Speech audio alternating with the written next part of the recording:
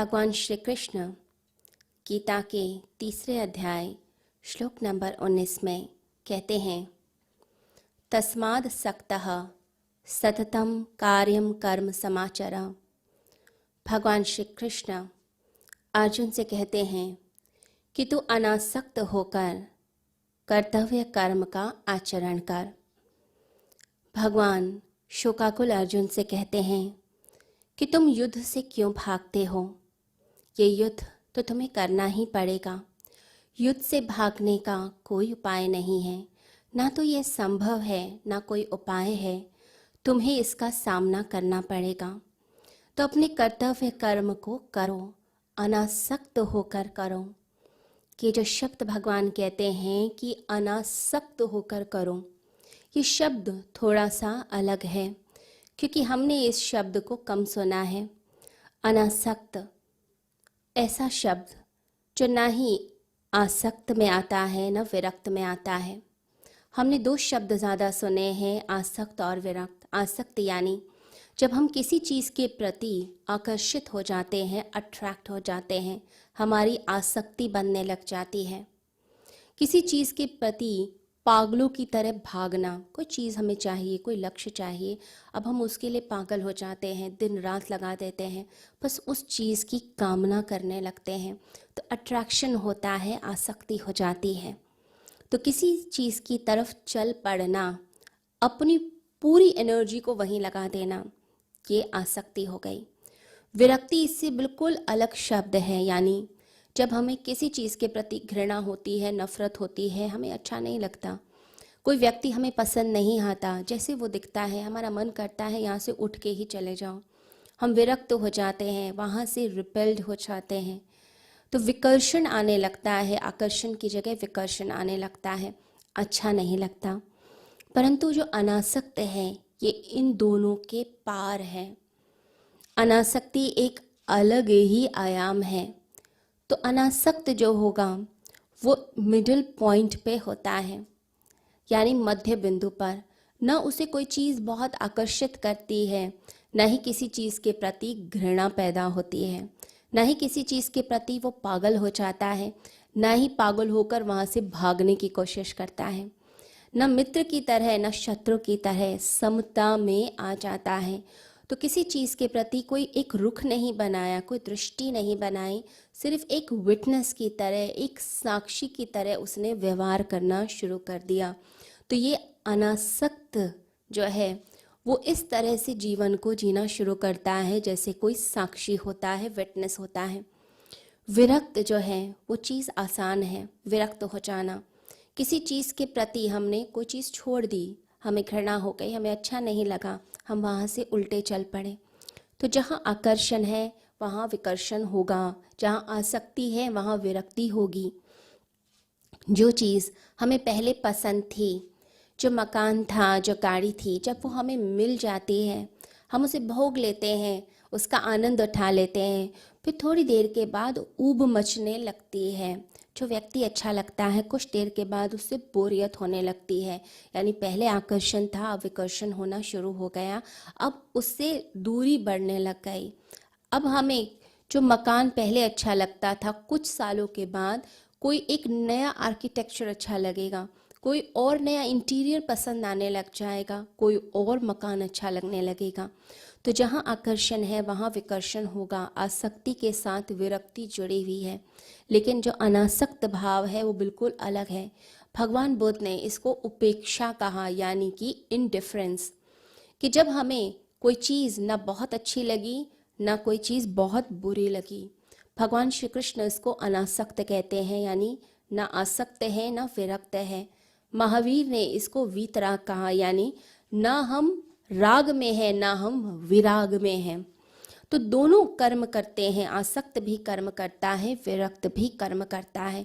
परंतु भगवान श्री कृष्ण अर्जुन से कहते हैं गीता में कि तू अनासक्त होकर कर्तव्य कर्म का आचरण कर। अब अनासक्त कर्म कैसे करेगा? आसक्त जो है वो धन के प्रति इतनी आसक्ति बना लेता है कि भागता है, धन प्राप्त करना है, बड़े बड़े पदों की तरफ जाना है। जो विरक्त होगा, वैरागी होगा, वो सब छोड़ देगा। वो कहेगा मुझे कुछ नहीं चाहिए, मुझे धन नहीं चाहिए, मैं माया की तरफ नहीं भागूंगा, मुझे पद नहीं चाहिए, वो दोनों को छोड़ देता है।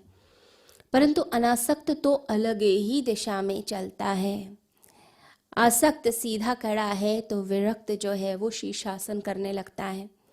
जो अनासक्त है वो दोनों की तरह कर्म नहीं कर रहा, उसका कर्म करने का तरीका ही बदल जाता है, गुण धर्म बदल गया। जो विरक्त है उसने आसक्त से उल्टा कर्म करना शुरू कर दिया, लेकिन अंदर से जो चित्त था, अंदर से जो मन था, वो नहीं बदला। वो मन तो वैसा का वैसा ही रहा।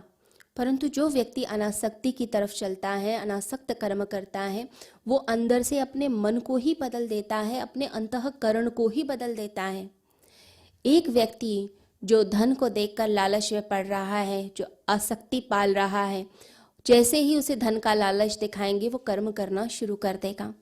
जो वैरागी है वो धन को, पद को देखकर आंखें बंद कर लेता है। तो यानी एक ने मित्र की तरह व्यवहार किया और एक ने शत्रु की तरह किया। परंतु जो व्यक्ति अनासक्त होता है, जैसे कृष्ण कह रहे हैं, तो जो अनासक्त होगा उसको फर्क नहीं पड़ता है, वह दोनों के जैसे कर्म कर सकता है। परंतु फिर वो जो पैसे हैं, धन है, पद है, वो उसके अंदर कोई फर्क नहीं लाते। वो साक्षी भाव में आ जाता है। जैसा जिंदगी दे रही है उसे एक्सेप्ट करता है। जैसे कोई साक्षी है, वह उसके साथ उसने जुड़ाव अपना नहीं पैदा किया। तो ऐसे साक्षी भाव में जिंदगी को जीना शुरू करता है।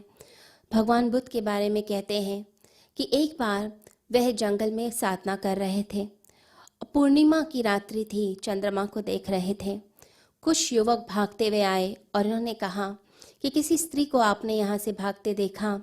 तो भगवान बुद्ध ने उन्हें उत्तर दिया कि कोई छाया यहाँ से गुजरी है, लेकिन मुझे नहीं पता कि स्त्री है या पुरुष है। उन्होंने दोबारा वही प्रश्न किया, परंतु भगवान बुद्ध से कोई सही उत्तर ना पाकर वो झल्ला गए। उन्होंने कहा कि इनसे पूछना तो बेकार है, हम खुद ही खोजेंगे उसको। तो भगवान बुद्ध मुस्कुराए और कहने लगे कि काश तुमने अपने आप को खोजा होता। दूसरे की खोज कहीं भी मनुष्य को नहीं पहुंचाती है। तो ये जो चित्त की दशा है उनकी, ये अनासक्त की दशा होती है, जिसमें जो चीज़ ज़िंदगी में आ रही है, ज़िंदगी जो भी लेकर आ रही है, जो दृश्य आ रहे हैं ज़िंदगी में, उसको बस स्वीकार कर लिया जाता है। स्वामी राम के बारे में कहते हैं कि जब अमेरिका गए तो लोगों ने उन्हें गालियाँ दी, पत्थर फेंके, तो वो हंसने लगे और अपने मित्रों से आकर कहा कि राम को बहुत गालियाँ पड़ी। तो मित्र कहने लगे कौन राम? तो उन्होंने अपनी तरफ इशारा किया कि मैं। तो सब लोगों ने कहा तो आप सीधे सीधे क्यों नहीं कहते कि आपको गालियाँ पड़ी हैं, आपके ऊपर पत्थर बरसाए गए? तो स्वामी राम कहने लगे कि नहीं, ये जो राम जिसको तुम जानते हो ये तो सिर्फ एक शरीर है। मैं इस शरीर की तरफ नहीं बात करता, मैं आत्मा को मानकर बात करता हूँ। तो तीन चीज़ों की बात हुई, यानी एक तो वह व्यक्ति जो गालियाँ दे रहा है, दूसरा जो उस गालियों को एक्सेप्ट कर रहा है जिसको गालियाँ पड़ रही हैं, और तीसरा जो साक्षी भाव से उसको देखता है। तो जब कोई व्यक्ति एक ऊंचाई पर पहुंचता है, कोई ऋषि, कोई संत, तो वह साक्षी भाव से अपने शरीर को देखता है। तो कई बार लोग अपने शरीर को ही अलग कर कर बात करना शुरू करते हैं। तो जो व्यक्ति अनासक्ति में है, जो अनासक्त भाव में होता है, वो ज़िंदगी को चुपचाप जीना शुरू करता है। ज़िंदगी जो दृश्य लेकर आती है उसे स्वीकार कर लेता है। वह ज़िंदगी से लड़ता नहीं, इधर उधर भागता नहीं है, उसका सामना करता है। उसका ज़िंदगी जीने का ढंग ही बदल जाता है, वो साक्षी भाव में आता है।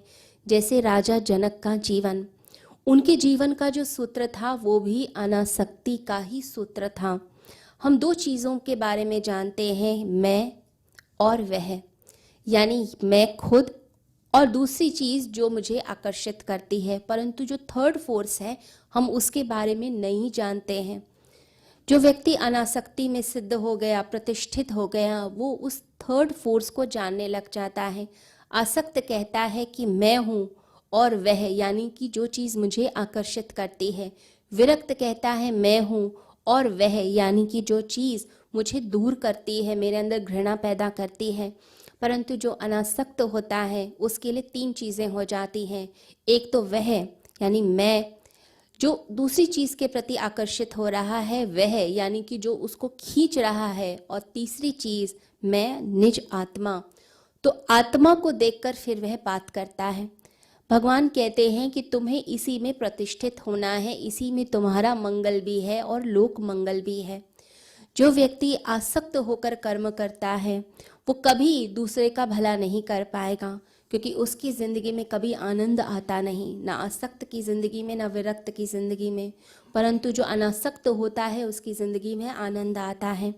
तो जो व्यक्ति आसक्ति में बंधा है या विरक्ति में, घृणा में या प्रेम में, वो आनंद नहीं बांट सकता, क्योंकि आनंद उसके पास नहीं है। और दूसरी बात, वो हमेशा तनाव में ज़िंदगी को जीता है। जो व्यक्ति अनासक्त है उसकी ज़िंदगी में सिर्फ और सिर्फ आनंद होता है, और वो चुपचाप बहुत लोगों का भला कर देता है, बहुत लोगों का कल्याण कर देता है, उसकी छाया ही कल्याण कर देती है। तो ऐसी कल्याणकारी हम बन पाएँ, इसके लिए ही कृष्ण आग्रह करते हैं कि अनासक्त होकर कर्तव्य कर्म को करो। सभी को हरिओम।